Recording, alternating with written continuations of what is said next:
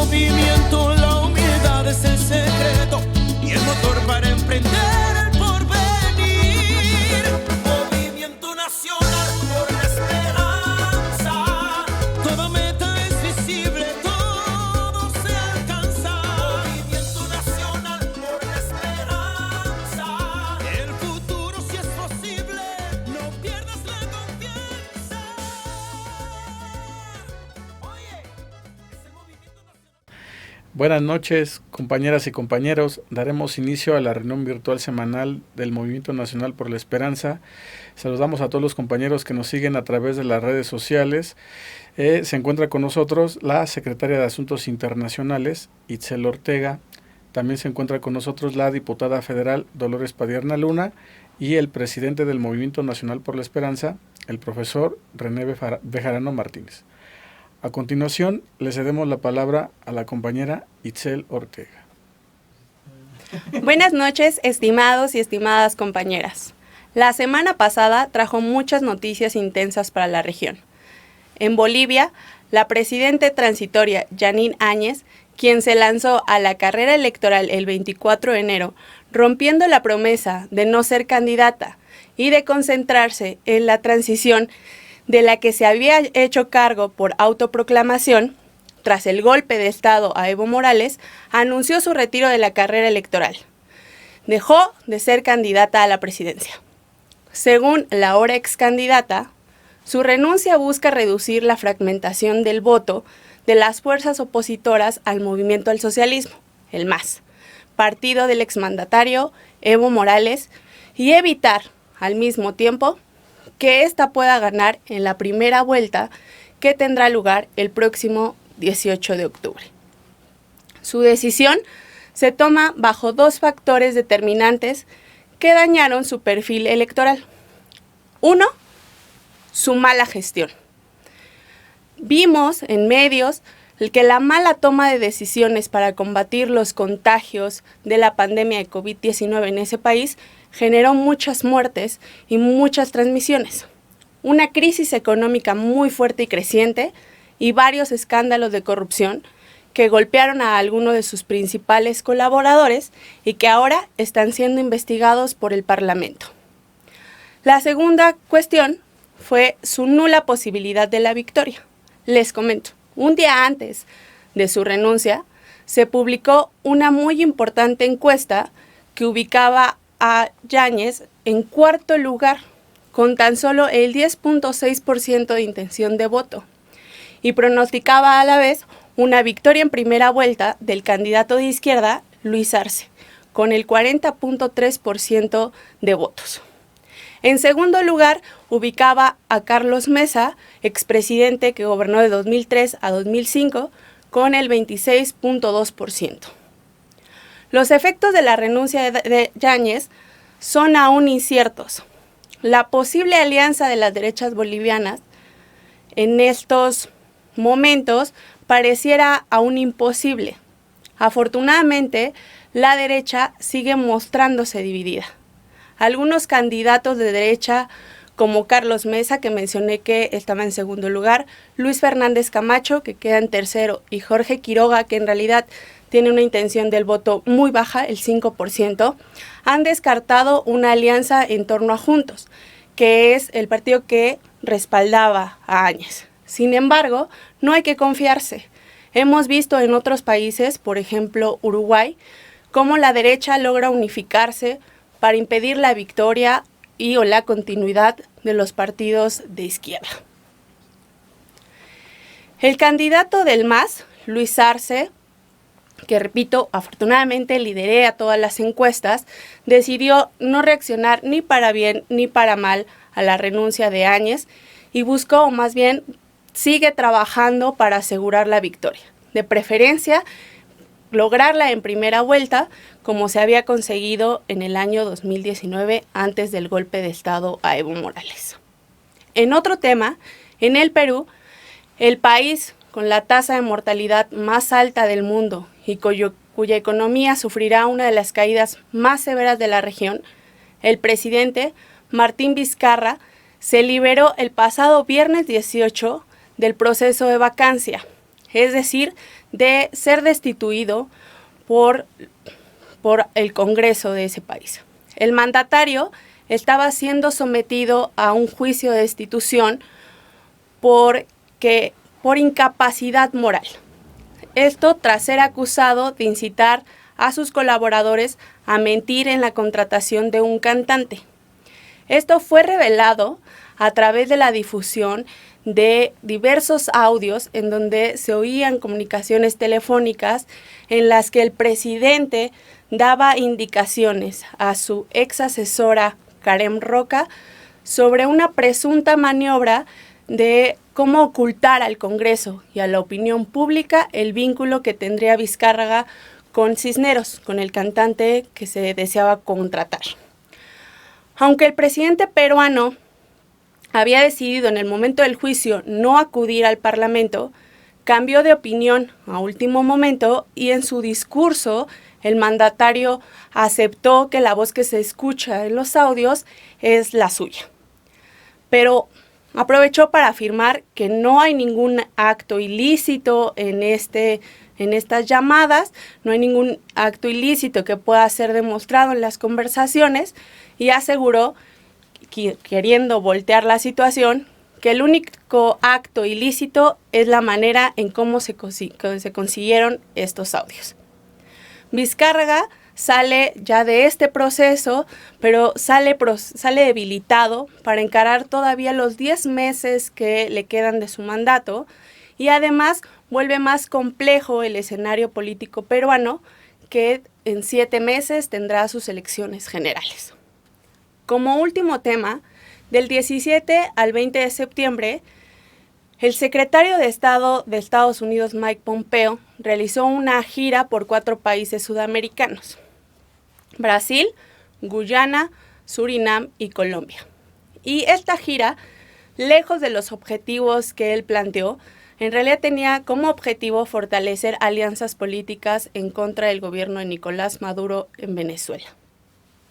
De hecho, como dato histórico, les comento que la visita de Pompeo a Surinam es la primera visita que realiza un secretario de Estado de Estados Unidos desde que este país obtuviera su independencia en 1975.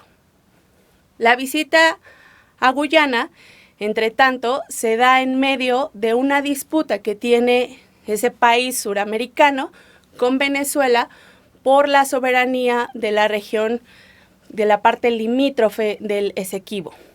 Guyana, junto con Surinam, los 2 países que acabo de mencionar, son países con ubicaciones claves en el control del Mar Caribe.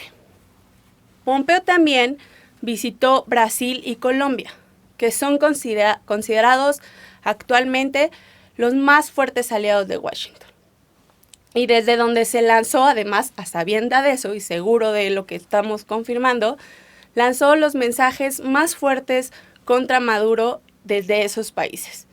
Desde Colombia, Pompeo manifestó que Maduro alberga y da refugio a grupos criminales colombianos y mencionó como ejemplos las disidencias de las FARC y la guerrilla del Ejército de Liberación Nacional, el ELN.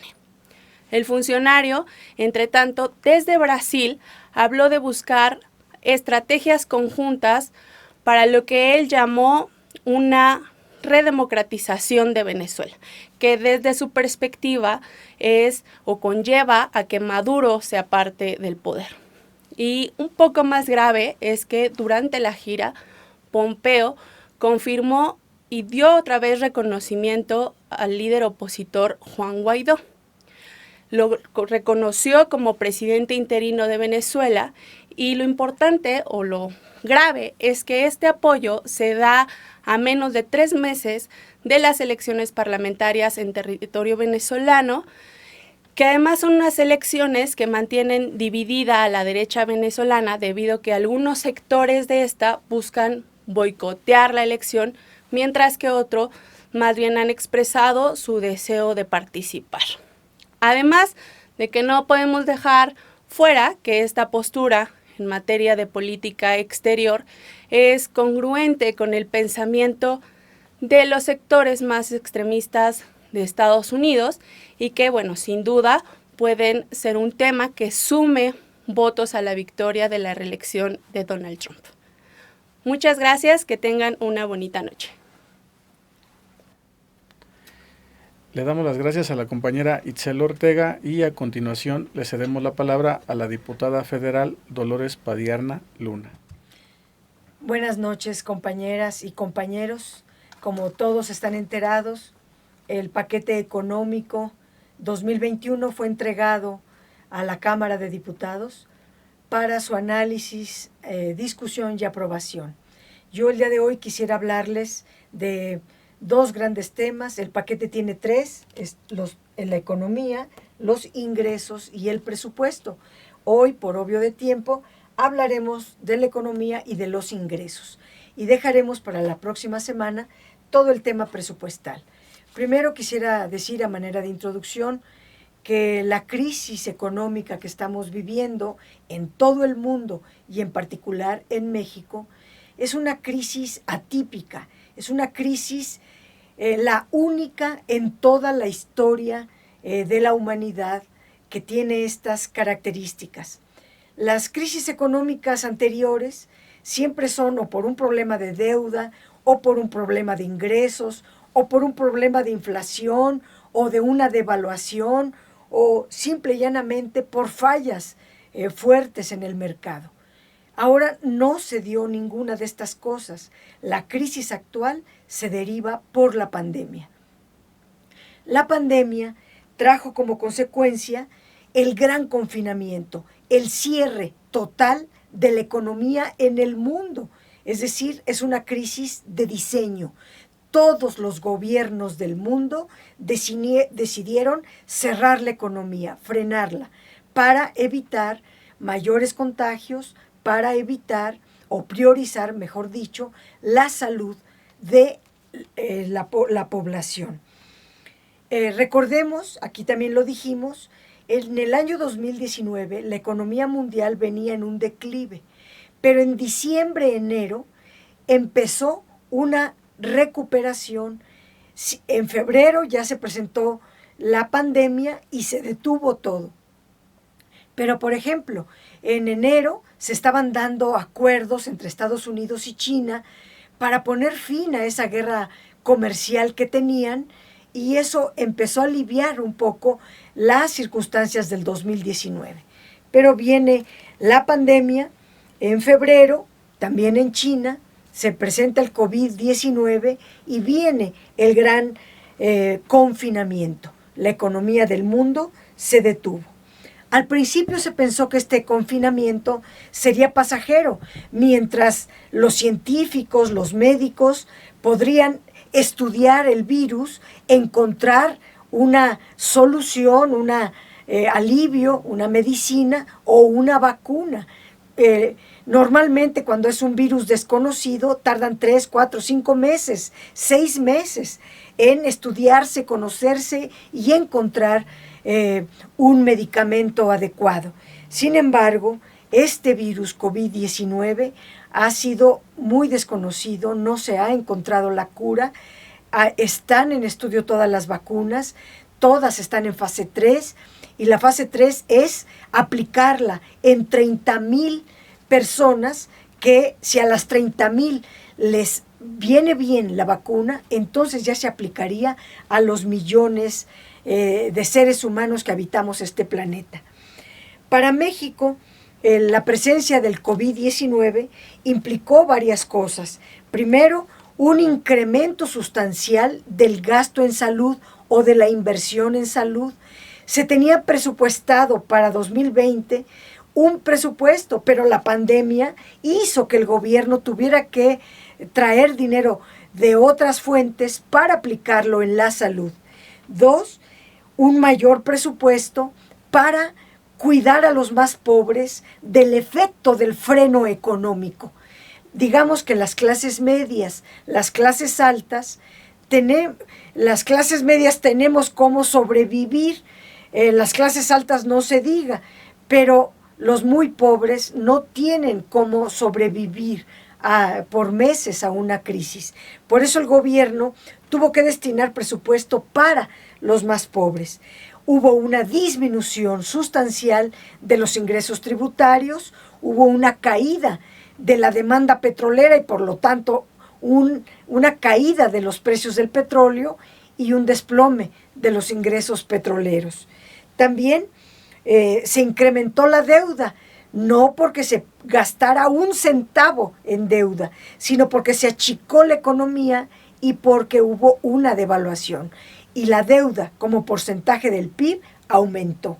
También se decidió mantener las finanzas sanas, no aumentar los impuestos, no incrementar los impuestos, y la crisis pues provocó una severa caída de la economía, sobre todo en el segundo trimestre de este año 2020. Y a partir de junio ha comenzado una recuperación. Ahora bien, el presidente López Obrador nos ha presentado un presupuesto que pues atiende a la emergencia económica, todo lo guía el tema de la pandemia, impulsa una recuperación económica moderada y refuerza toda la red de protección para los más pobres y no descuida lo principal, la educación, la salud, la seguridad, la creación de empleos, todo eso viene protegido. Es un gasto equilibrado, con ingresos limitados, pues entonces un gasto moderado. La deuda no se presiona más y no se incrementan los impuestos, etc. Ahora sí pasaría a explicar el paquete económico. La crisis económica es esta crisis, como les decía yo, atípica, no se generó por razones económicas, se generó por la pandemia. El gran confinamiento implicó el cierre de la economía en todo el mundo y por ende en México. La caída económica de México fue de menos 18.7% en el segundo trimestre de 2020. En junio ya se dio una apertura gradual de la economía, pero todavía estamos en semáforo naranja.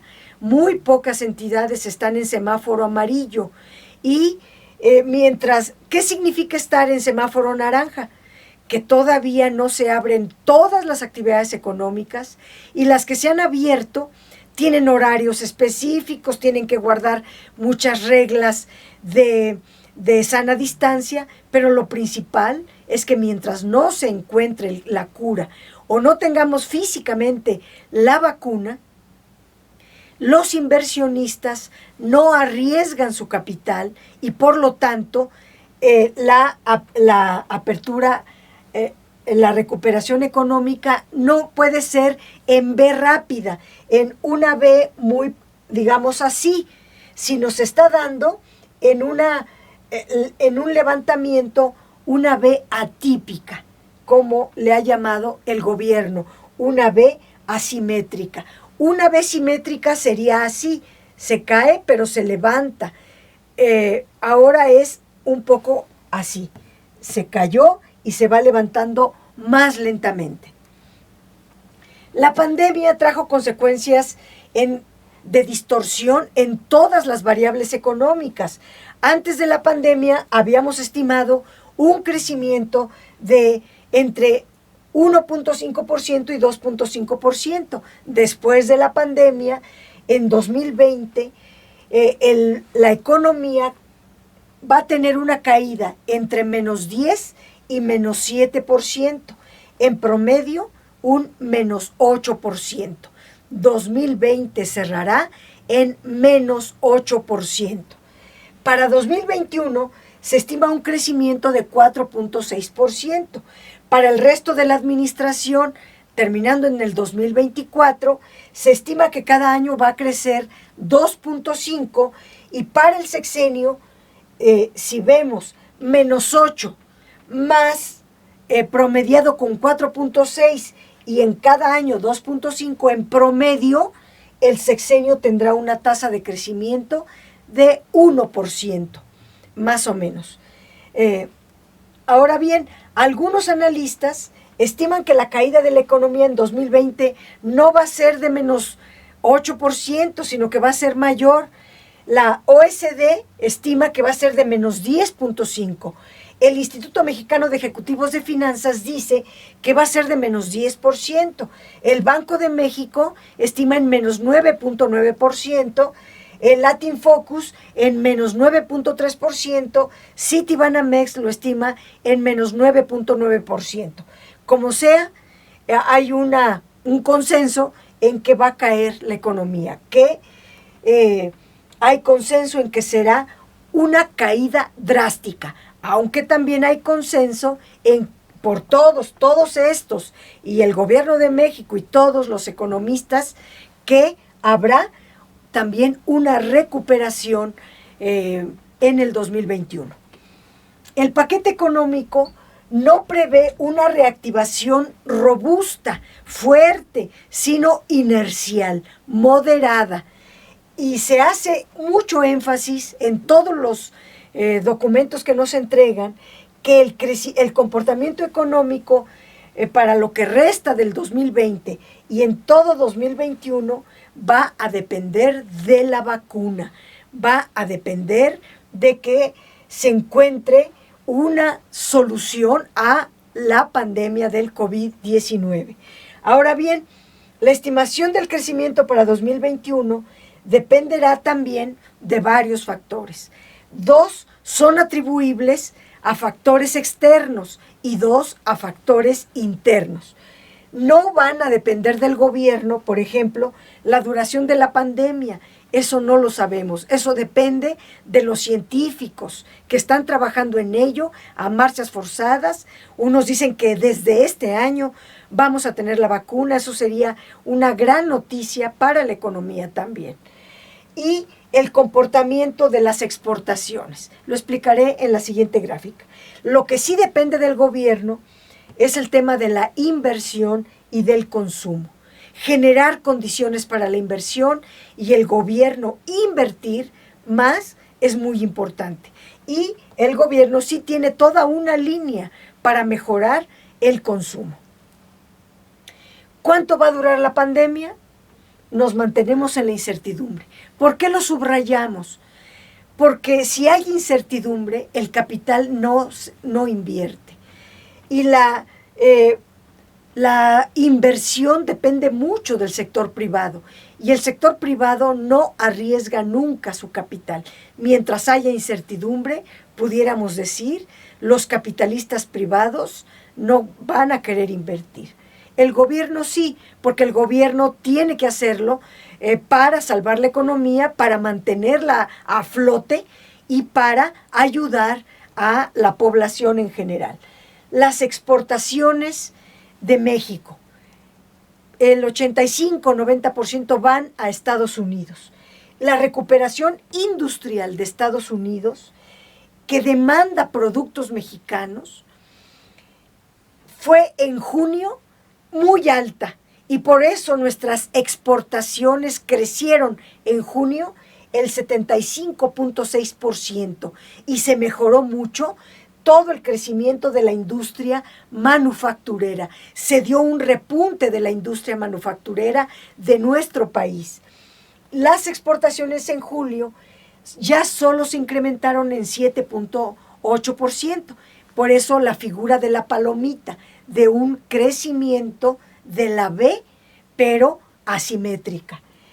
El consumo es el principal componente de nuestra recuperación en México. El gobierno le apuesta a que aumente el consumo. En economía le dicen demanda agregada. Si aumenta la demanda, entonces eso es un detonante de la oferta, un detonante de la producción. Nuestro gobierno ha decidido tomar al consumo como el principal componente de la recuperación. En mayo creció al 5.5% y para no extendernos tanto, pero ha venido creciendo hasta el 8, 10, en fin, pero en promedio 5.5%. Si se continúa con este promedio, es un buen promedio y podemos decir que tendrá una tendencia a la alza. La inversión total es un tema muy importante. La inversión total se compone por inversión pública más la inversión privada. La inversión pública es la que hace el gobierno y históricamente ha sido menor, bueno, en toda la época del capitalismo, que es todo el siglo XX y lo que va del siglo XXI. La inversión privada se compone por el 86% y la inversión pública por el 14%, 13, 14%. Es decir, para que realmente lográramos un crecimiento económico de 5%, de 6%, como lo tuvimos en el desarrollo estabilizador, tendría que haber una proporción de la inversión privada de la proporción que hubo en el desarrollo económico. Es decir, de un 22% del Producto Interno Bruto. Hoy día es muy poco y necesitamos convencer a los capitalistas en México que componen la inversión privada que aumenten la inversión para que junto con la inversión pública se tenga una inversión suficiente para detonar el crecimiento económico más allá del 1% que se estima en este sexenio. Reactivar la inversión requiere de la participación de los empresarios. La inversión privada ha observado una constante reducción, no en este sexenio, sino desde 2016. 2016, 17, 18, 19, 20, 5 años cayendo la inversión privada. La inversión privada ha registrado además una caída de menos 9.8%, derivado de la pandemia. Pero recordemos que antes de la pandemia, en noviembre de 2019, los inversionistas hicieron un acuerdo con el presidente López Obrador de invertir 4.5 billones, con B, billones de pesos. Eso fue en el 2019, no lo invirtieron. Pensábamos que en enero de 2020 no invirtieron. Se vino la pandemia, hay una caída de la inversión privada de menos casi 10%. La tasa de crecimiento esperada es de una reducción de menos 20% de la inversión privada. Ahora, la inversión pública ha tenido un constante crecimiento, pero la inversión pública se ha venido reduciendo como proporción del Producto Interno Bruto año con año en toda la época neoliberal. ¿Por qué? Recordemos que el neoliberalismo como teoría estipula que hay que reducir al gobierno en la economía y hacer crecer a la inversión privada en la economía. Es decir, desaparecer al gobierno de las tareas económicas, eso lo dice en teoría. Entonces, ya tenemos 40 años con esta teoría donde se fue reduciendo la proporción del gobierno, de la inversión pública como porcentaje del Producto Interno Bruto. Esa es una causa. Y la otra, ahora, es que no hay el suficiente dinero como para que el solo gobierno aumente tanto la inversión para sustituir a la inversión privada. Son 40 años donde la inversión privada sustituyó a la pública hasta hacerla muy chiquita como porcentaje del PIB.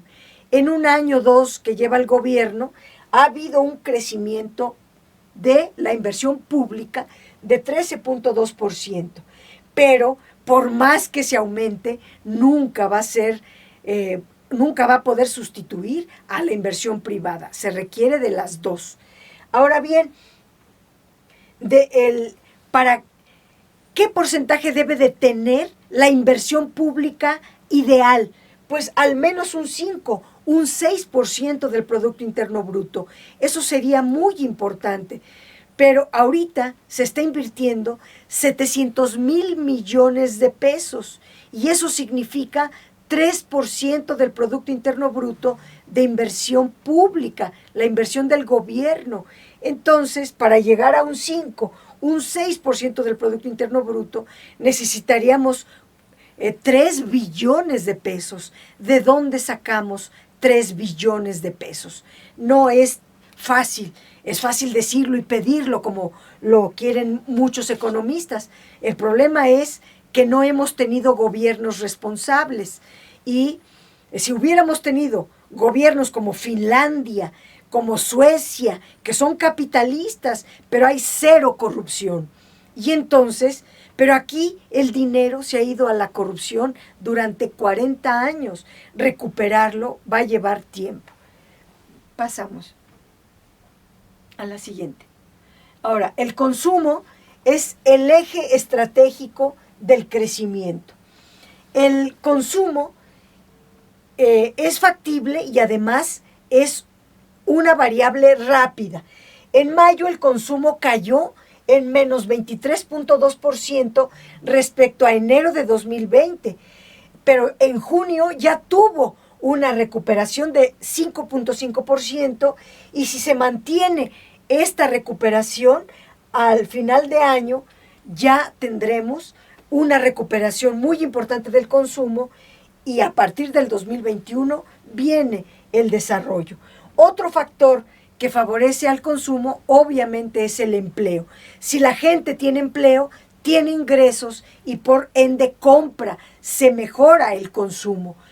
Al mes de mayo la población ocupada se redujo en 11.3%, no es por ciento, son millones de personas con respecto a enero.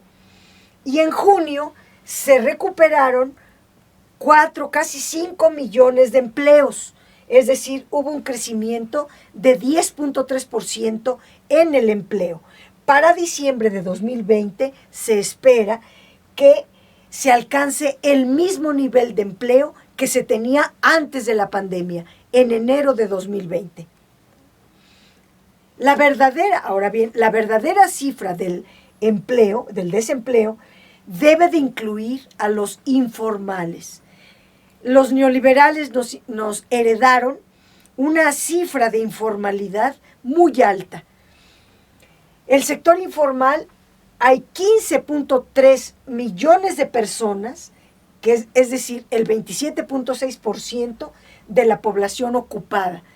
Pero ellos son los ambulantes, por decirlo de alguna manera.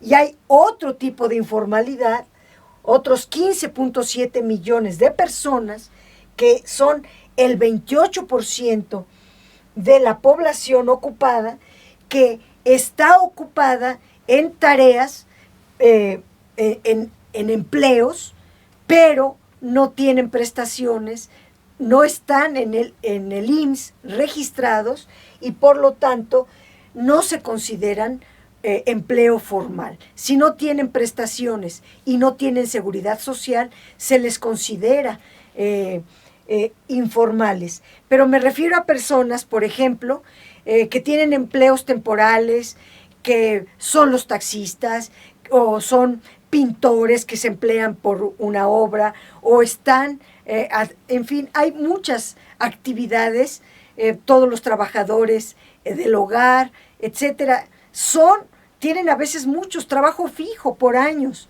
pero no tienen seguridad social y no están considerados dentro del empleo formal. En total tenemos 31 millones de personas en la informalidad.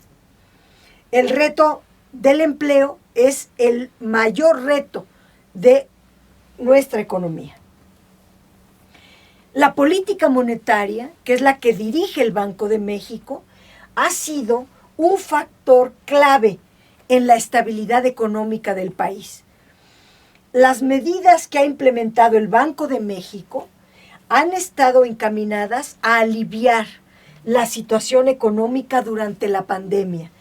A diferencia de otras crisis, que la actual, insisto, es la del COVID-19, las variables monetarias y financieras han mantenido una razonable estabilidad.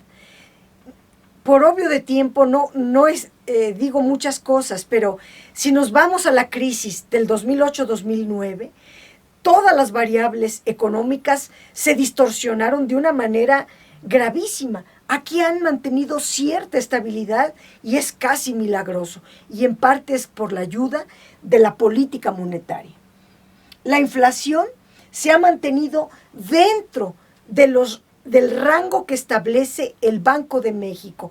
El Banco de México dice que la inflación no debe de pasar del 4%. La Secretaría de Hacienda ubica en 3.3% la inflación al cierre de 2020 y que para 2021 será de 3.2%. Es decir, tenemos una inflación controlada. En materia de inflación, lo que nos preocupa es el incremento en el precio de los alimentos, que han venido creciendo al 6.2%, porque aumentó mucho la demanda de los alimentos, pero también por la especulación. Ahí debe de entrar la Profeco, el gobierno, la COFECE, para que pare la inflación de los alimentos y se pueda controlar a lo más en 4%, que es lo que establece el Banco de México como tope máximo para la inflación. El comportamiento de los precios de los alimentos está afectando al poder adquisitivo del salario y la gente pobre ocupa el 40% de su ingreso en alimentos. A diferencia de los ricos, por ejemplo, lo que ocupan en alimentos, dado su ingreso muy grande, pues es un porcentaje menor. Pero si una gente vive de un salario mínimo, casi todo se va en comer. La tasa de interés, el Banco de México ha venido reduciendo la tasa de interés. Es algo muy bueno porque de 7.1 que lo teníamos en enero, ahora se ubica en 4.5%, en agosto fue. Y la Secretaría de Hacienda estima que durante el año 2020 va a ser de 5.8% y se espera una nueva reducción de 4%, que quede la tasa de interés de 4%. Incluso hay una cifra todavía más pequeña, pero si es de 4%, es lo mismo que en inflación. La tasa de interés y la inflación deben ir homogéneas. Si la inflación es de 4 y la tasa de interés es de 4, se mantiene estable la economía. La tasa de interés baja permite contratar crédito para la inversión y permite abaratar el costo de la deuda. La que sigue. Los precios del petróleo para una economía como la nuestra, siendo un país petrolero, es muy importante. 1.857.000 barriles diarios de petróleo es lo que se espera producir en el 2021. Implica tener una tasa de crecimiento de 6.5 más que lo que tuvimos en el 2020. Se espera que en el 2020 cerremos con una producción de 1.744.000 barriles diarios de petróleo. Entre enero y julio del 20 se produjo 1.686.000. El gobierno calcula alcanzar 1.744.000 contando los 60.000 barriles diarios de petróleo que está o que debe de producir la iniciativa privada. Estos 60.000 barriles de la producción privada, además de la de Pemex, arroja esta cantidad de 1.744.000 barriles diarios de petróleo en el 2021. Los precios, el precio del petróleo se estima en $35 por cada barril al cierre de 2020 y $42 por barril en el 2021. Así viene en el paquete económico. Significa que el barril de petróleo va a incrementar su precio en $7.5 cada barril. El precio del petróleo no depende de México, es un precio internacional y depende de muchos factores. El más importante es el crecimiento económico mundial. México pues está parado, pero también todo el mundo. Si la economía del mundo se dinamiza, quiere decir aumenta la demanda de las actividades económicas y por lo tanto aumenta la demanda de petróleo. Pues si aumenta la demanda, aumenta el precio del petróleo. Pero si se mantiene el COVID, hay que ser moderados en las expectativas. Otro elemento que incide en los precios del petróleo es la producción mundial de petróleo. El West Texas, las estimaciones del precio del West Texas para 2021 es de $45.7. El Brent del norte es de $49. Si se reactivara toda la economía, pues todos los precios podrían ser más altos. La mezcla mexicana está calculada en $42, con una producción diaria de 1.857.000 barriles diarios. Pasamos a las finanzas públicas, que es el ingreso, el gasto y el déficit. Los ingresos para 2020 son de 5 billones. Cuando le pongo dos palomitas o dos, ¿cómo se llaman? Bueno, dos comas, apóstrofes, son 5 billones 382 mil millones de pesos. Y para el 2021 se estima 5 billones 539 mil millones de pesos. Es decir, hay una reducción en los ingresos. Los ingresos presupuestales serán mayores que en 2020, pero apenas un 0.5 considerando la inflación. Es decir, nominalmente es menor, pero considerando la inflación tendríamos un 0.5% de ingresos. Ahora, los ingresos petroleros, que los acabo de explicar, serían en 2020 un cierre de 801 mil millones de pesos. En 2021 subiría, porque subiría la plataforma y subirían los precios del petróleo, sería de 937 mil millones de pesos.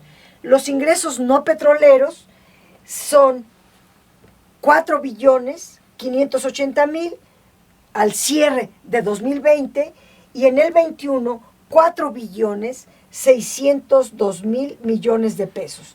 Tienen un incremento nominal de 0.5%, pero considerando la inflación hay una caída de menos 2.9%.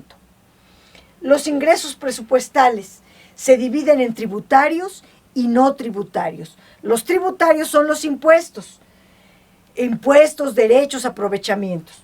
En el 2020, de impuestos se recibirán 3 billones 232 mil millones de pesos y en el 21 3 billones 533 mil millones de pesos. Tienen un incremento nominal, véanlo aquí, nominal de 9.3%, pero considerando la inflación se tiene un crecimiento del 5.9%.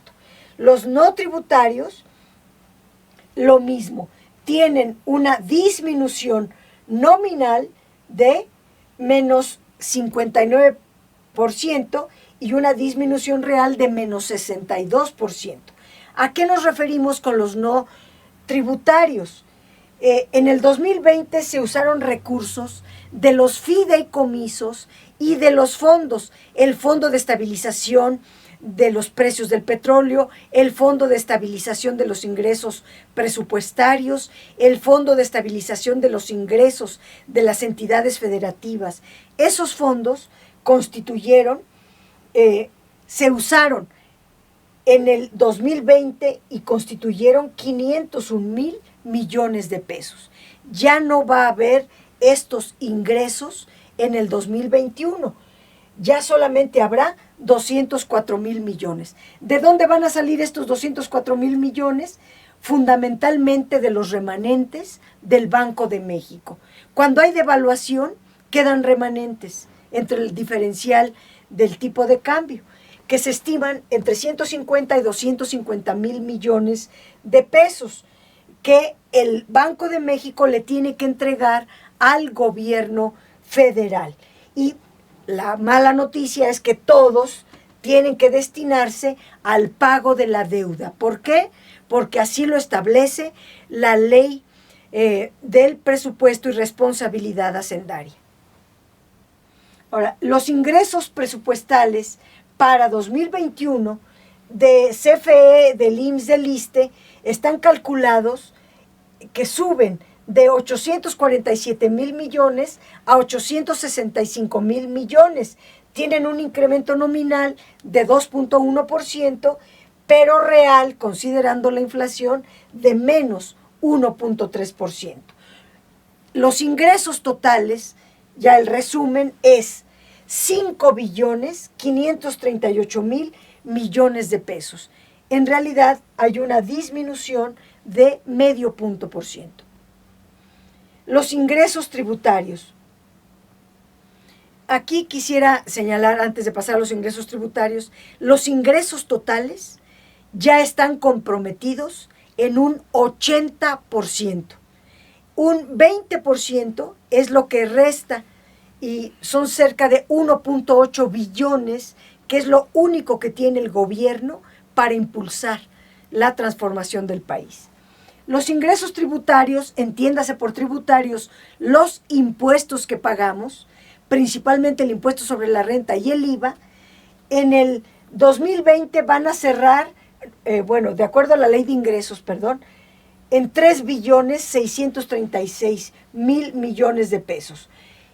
Y en el 21 serán de 3,533,000 millones de pesos.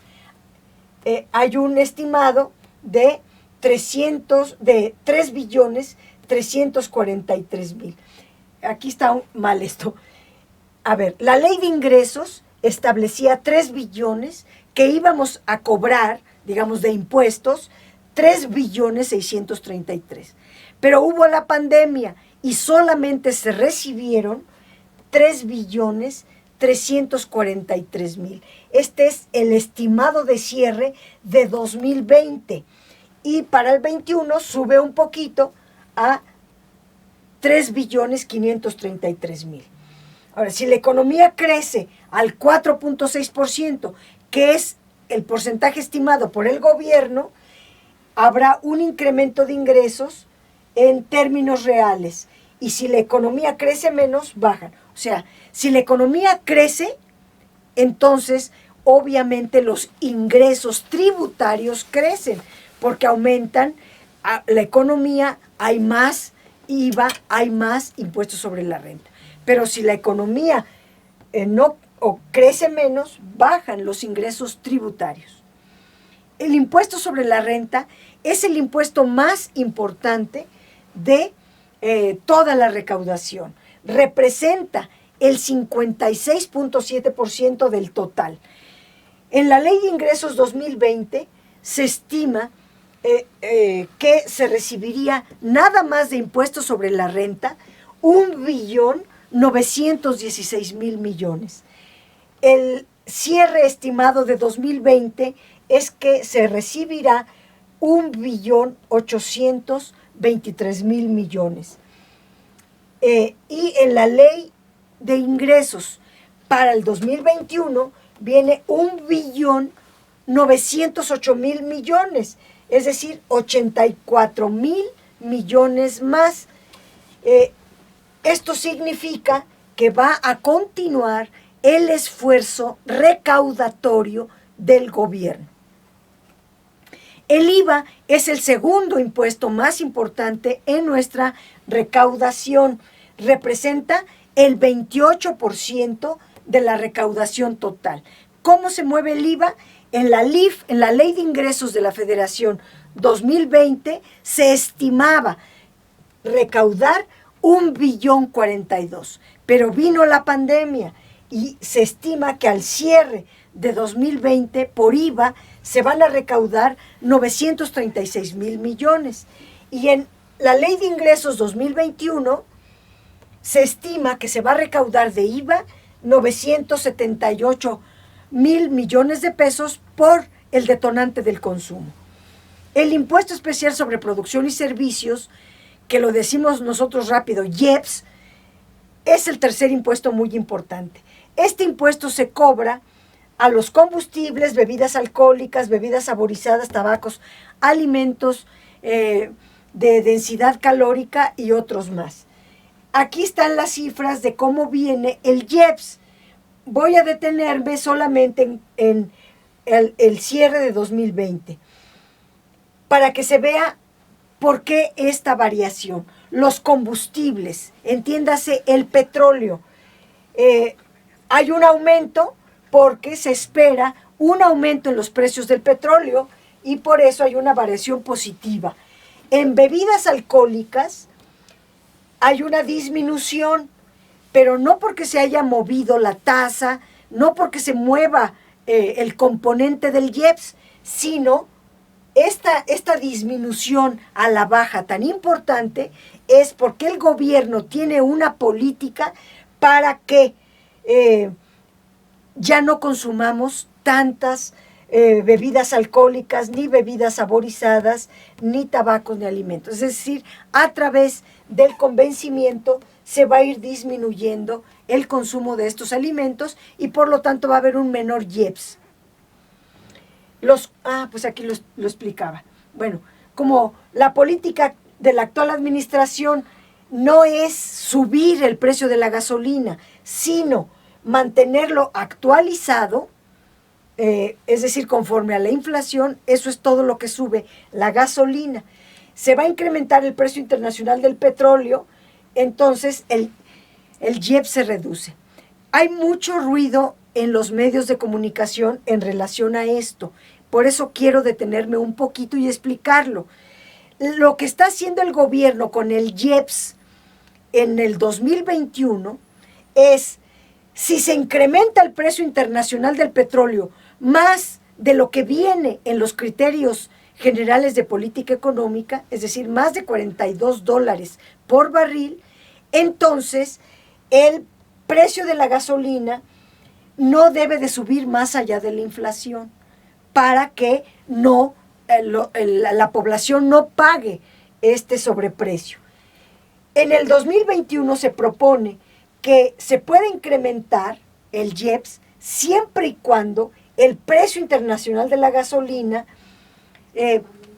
sea más alto. Ahora, si el IEPS baja, el gobierno tiene que si el petróleo baja, el IEPS que no baje tanto como caería el petróleo, ojalá no baje, porque nuestros ingresos petroleros están considerados.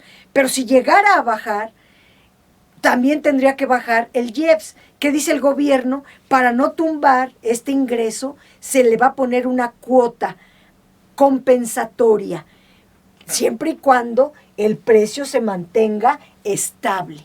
Es decir, el compromiso del gobierno es no aumentar el precio de la gasolina, mantenerlo en términos reales, como está, más la inflación, punto. Y este movimiento se pide en la miscelánea fiscal.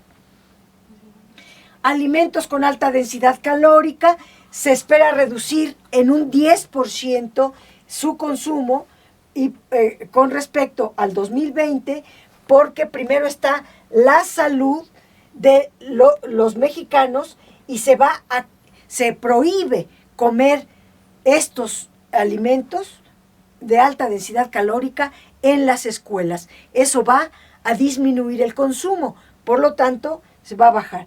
Lo mismo las bebidas saborizadas, entiéndase los refrescos y los tabacos, se espera una disminución, porque se pretende que la población se convenza de que el consumo de estos productos hace daño a la salud. Las bebidas alcohólicas, pues no se diga. Hay una recaudación que se reduce en casi menos 19%. Lo mismo, miren, ya me extendí mucho, vamos a cerrar aquí. En la próxima sesión vamos a explicar qué pasa con Pemex, qué pasa con CFE y todo el presupuesto. Espero que me haya dado a entender en el crecimiento económico, los criterios generales de política económica y los ingresos que vamos a tener el próximo año. Gracias. Les damos las gracias a la diputada federal Dolores Padierna Luna y a continuación le cedemos la palabra al profesor René Bejarano Martínez. Buenas noches, compañeras, compañeros. Hoy hablaremos acerca de las libertades democráticas, de la libertad de expresión y del líder que necesitamos. Siempre hemos defendido las libertades democráticas. Eso supone oponernos también a las campañas de odio, a las orquestaciones difamatorias, a los montajes mediáticos y a los negocios de la excomentocracia. La voz presidencial representa el mandato de la ciudadanía que votó en favor del cambio democrático durante las elecciones del 2018. No puede ni debe ser acallada. Algunos de los intelectuales orgánicos del pasado régimen neoliberal se sienten afectados por la pérdida de sus privilegios, por la nostalgia que les causa carecer de las canonjías de las cuales disfrutaron durante décadas. Saben que la determinación del nuevo gobierno federal de disminuir sensiblemente los gastos en publicidad gubernamental les afecta en la continuidad de sus relaciones de poder y conveniencia que habían sostenido tanto con los gobiernos del PRI como de los del PAN. Algunos de los propaladores de la guerra sucia en las campañas electorales ahora se quejan de la polarización que propiciaron cuando eran consentidos y difundidos por el beneplácito gubernamental, cuando atacaban con todo tipo de infamias a la oposición de izquierda. Muchos de los críticos del régimen de la Cuarta Transformación, en sus diatribas más recientes, han exhibido la faz que pretenden ocultar, la de actores políticos en favor de la restauración de los gobiernos del periodo que abarcó desde 1982 al 2018. Por eso es que sus consejos es armar una coalición anti-AMLO en favor del voto a favor del PRIAN, principalmente durante el proceso electoral que se avecina, el del 2021. Llaman a crear un tumor, es decir, todos unidos contra Morena, según propuso uno de los protagonistas del triunfo pretendido de los conservadores.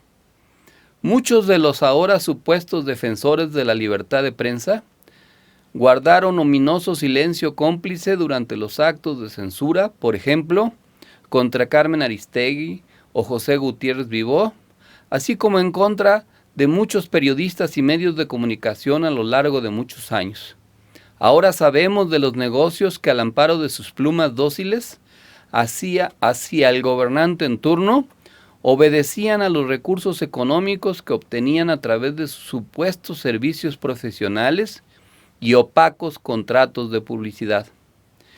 Tan exigentes con los servidores públicos, estos abajo firmantes, bien harían en dar a conocer su declaración patrimonial para garantizar que no existiera ningún conflicto de interés de su parte. Varios de los ahora supuestos adalides de la libertad de expresión se han caracterizado por análisis maniqueos, ataques verbales grotescos, libelos insultantes y manipulaciones mentirosas. Lo hicieron y lo siguen practicando con impunidad.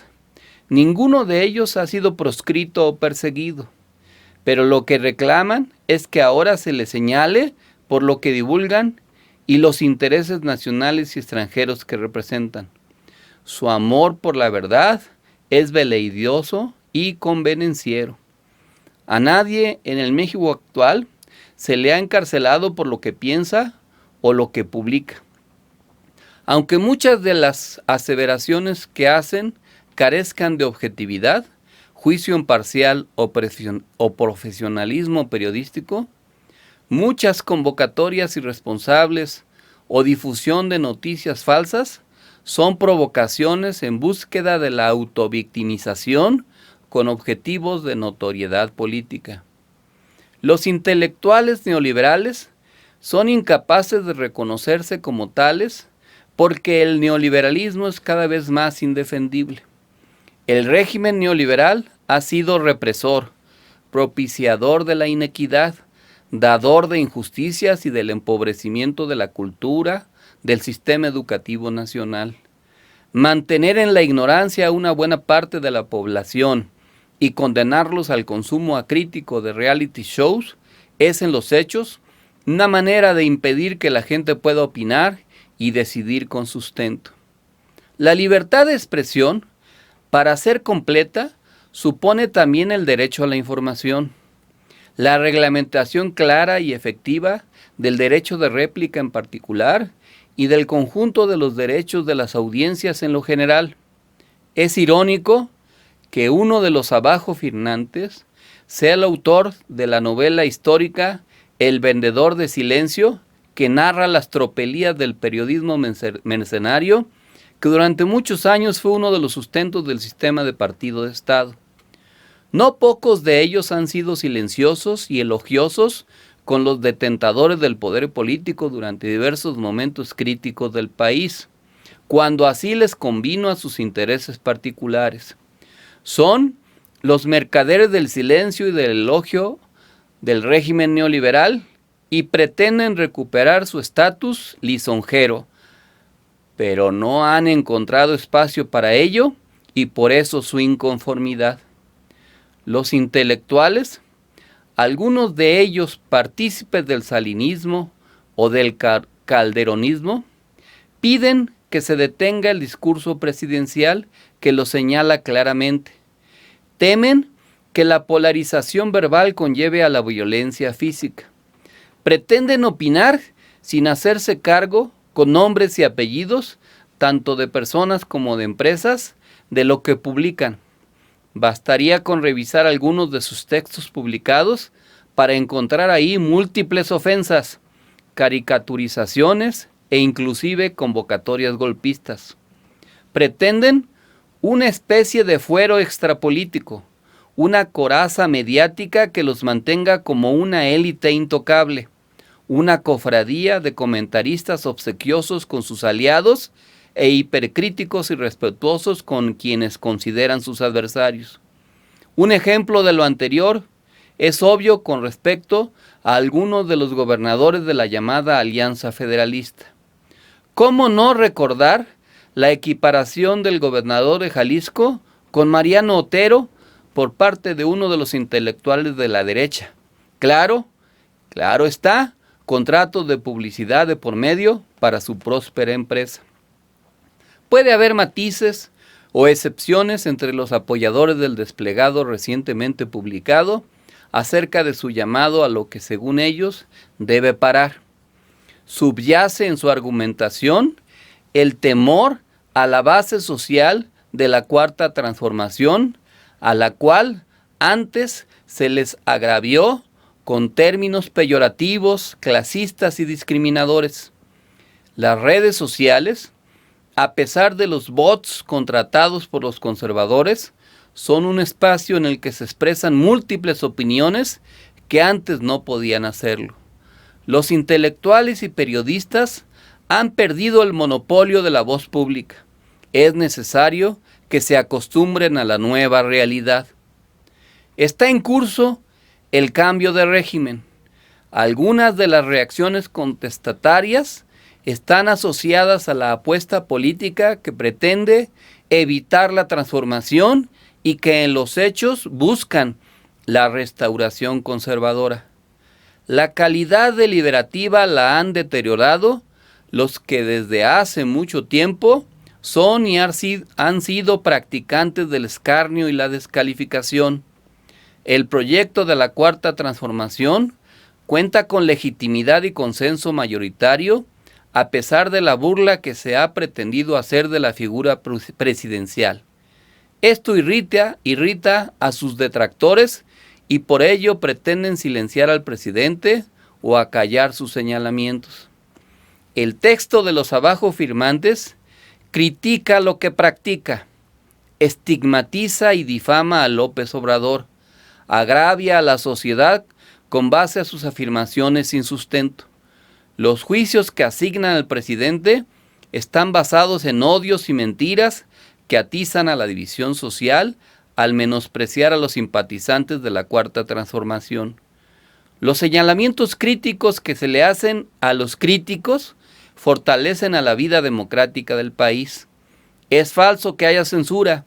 La única sanción administrativa a una revista fue por falsificar documentos. Muchos sedicentes independientes en realidad dependen de diversos núcleos de poder político y económico. Forman parte de una élite que se siente desplazada porque perdió su hegemonía. El rencor de los intelectuales neoliberales retoma la narrativa falsa de los conservadores.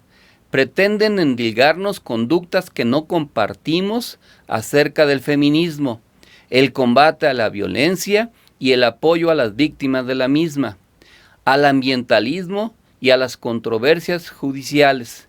La Cuarta Transformación es esencialmente feminista, ambientalista y defensora de la cultura de la paz. Respeta al Poder Judicial al tiempo que busca su transformación democrática, y la política de transparencia y de austeridad ha tocado intereses ilegítimos que se incubaron en instituciones autónomas, científicas, educativas y culturales, lo que no significa que se esté en contra de la educación, la cultura o la ciencia, mucho menos en contra de la división y el equilibrio de poderes. A pesar del mandato sexenal y del apoyo mayoritario de la población, los intelectuales orgánicos del neoliberalismo y algunos medios que los cobijan promueven la renuncia del presidente y exacerban artificialmente conflictos o protestas, varias de ellas incurriendo a la violencia y la provocación, como sucedió recientemente con la toma de la sede de la Comisión Nacional de los Derechos Humanos o de la presa de La Boquilla en Chihuahua. Algunos de los protagonistas, abusando de la tolerancia, han convocado inclusive a atentar contra la persona de López Obrador. Los odiadores dicen no querer que llegue la sangre al río, pero en sus convocatorias con frecuencia se alejan de la legalidad y promueven la desestabilización. El gobierno de la Cuarta Transformación no puede ni debe renunciar a defender y divulgar sus puntos de vista. Los críticos del proyecto transformador ejercen su libertad de opinión en una pluralidad realmente existente. Sus críticas con frecuencia son personalizadas e incluso insolentes. A pesar de ello, desde el gobierno federal, más allá de alguna aislada declaración desafortunada, no existe ninguna pretensión totalitaria. Pero los críticos no quieren ser criticados. Señalan, pero no quieren ser señalados. Y para justificar su incongruencia, se envuelven en la falsa bandera de la libertad de expresión, que si realmente estuviera restringida, no habrían podido publicar y difundir como lo hicieron su costoso desplegado. Por cierto, cabría preguntarles cuánto les costó y cuál fue el origen del financiamiento del desplegado publicado en muchos medios de comunicación a plana entera y en lugar privilegiado. Existen periodistas y medios de comunicación claramente contrarios a la Cuarta Transformación. Sí, evidentemente, claramente sí. ¿Deben ser mencionados específicamente por lo que publican? Es claro que deben responsabilizarse de sus afirmaciones. Señalar a los medios y periodistas que son parte de un proyecto político diferente no es un ataque a la libertad de expresión. No, porque si esos personajes no pudieran ser aludidos, serían entonces impunes en las consecuencias de sus tendenciosas publicaciones o en sus mentiras. Muchos periodistas han estigmatizado, calumniado, agraviado y ofendido a muchas personas. A veces lo hacen por encargo o por sus fobias políticas, sociales o incluso personales. Esa práctica debe desaparecer. La libertad de expresión no significa estar exento de obligaciones y responsabilidades. La cuarta transformación es progresiva y pretende ser irreversible. Algunos actores políticos también son intelectuales y periodistas. Comparten intereses y aspiraciones con determinados grupos de poder fáctico, ya sea económico, gremial, profesional o sectorial. Otros tantos, como es normal y legítimo, tienen militancia partidista. Sin embargo, ocultan su identidad bajo un disfraz de independencia muy relativa o de plano inexistente. Este tema significa entender que se ganó la elección, pero ahora se trata de ejercer y consolidar el nuevo poder, acostumbrar a la sociedad y a las élites desplazadas a una nueva hegemonía, vencer las resistencias y ampliar el margen del cumplimiento de los compromisos, mantener los mecanismos de la gobernabilidad y el entendimiento, superar los intentos que buscan hacer fracasar al proyecto transformador en la perspectiva de la competencia electoral próxima. Es inevitable, por ende, la polarización, pero debe ser programática y razonada. La votación del 2018 significó el mandato del cambio con la ruptura con las prácticas y concepciones neoliberales. Que no se llamen a víctimas los que propician el encono, los que se atrincheran en sus dogmas sin ver al país en toda su perspectiva, puesto que pueden quedar sepultados en esa trinchera convertida en su tumba política, pero eso sí, tendrán garantizada siempre su irrestricta libertad de expresión, así sea únicamente para redactar su propio epitafio político, que podría decir: aquí yacen y hacen bien, ellos descansan y nosotros también. Pero no debemos pensar que este es el único frente de competencia política que tenemos. Ahí están las casas de campaña semivacías de la ultraderecha golpista en la Avenida Juárez de la Ciudad de México, el regreso de los chuchos al frente del PRD, la alianza federalista de algunos gobernadores que temen perder las elecciones del año que entra en sus entidades, el discurso falaz de Ricardo Anaya recientemente mencionado por Lozoya en los sobornos de la Cámara de Diputados y las maniobras de otros actores políticos. Por todo lo anterior, se requiere tener claridad del tipo de liderazgo que debe tener Morena para acompañar adecuadamente al proyecto de López Obrador y tener buenos resultados en las elecciones intermedias del año próximo. El liderazgo que Morena necesita debe estar en plenitud de facultades físicas y mentales para poder cumplir eficazmente con las responsabilidades que el cargo demanda, que sepa trabajar en equipo y esté alejado de la egolatría patológica que obnubila el pensamiento. Compañeras, compañeros, necesitamos un liderazgo capaz de consolidar una amplia estructura organizativa con millones de militantes y simpatizantes. No debe prevalecer la visión cerrada y excluyente de grupos de interés interno que secuestran al partido y lo alejan del movimiento. Por el contrario, debe abrirse a la ciudadanía con desempeño institucional, alejado de conductas sectarias o facciosas que dividen y debilitan.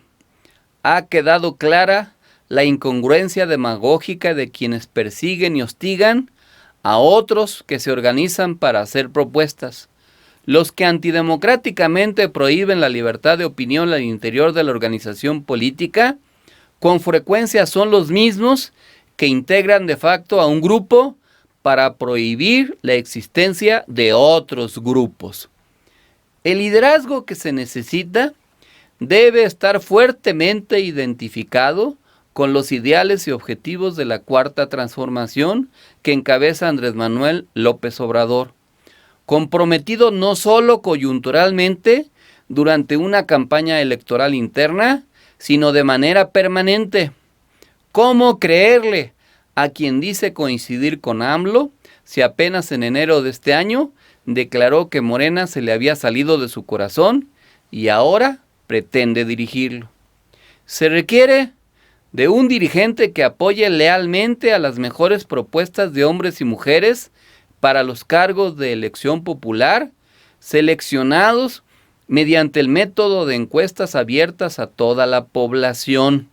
Encuestas que permitan medir el grado de aceptación de los candidatos. El liderazgo que se requiere debe ser incluyente, capaz de unificar a la organización política y de sumar y multiplicar conciencias y voluntades en favor de las causas justas y de las libertades democráticas. Integrador de personajes con amplia experiencia, a la vez que de la incorporación de líderes provenientes de las nuevas generaciones.